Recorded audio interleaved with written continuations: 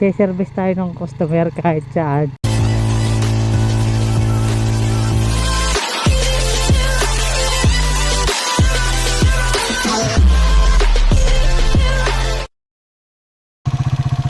Ayun guys, nag-service tayo ng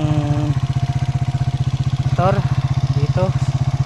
Ito sa Dumuit. Hinihintay ko lang mag-charge, makargahan yung battery kasi ito ay namamatay daw, na-discarga yung kanyang battery. Mandar na naman ngayon, nagawa na natin. Nandito ako.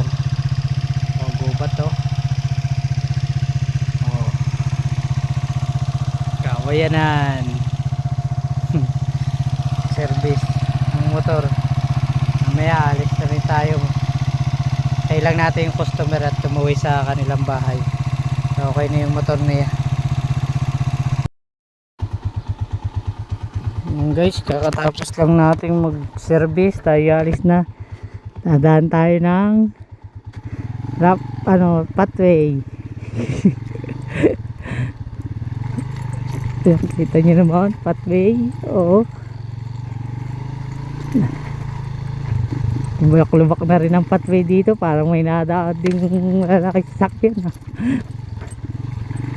Okay, ito niyo pathway, oh. Magse-service tayo ng customer kahit saan, basta abot ng sasakyan natin. Yan, nakalabas na, oh.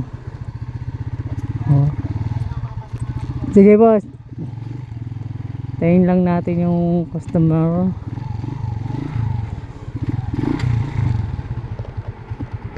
Yan,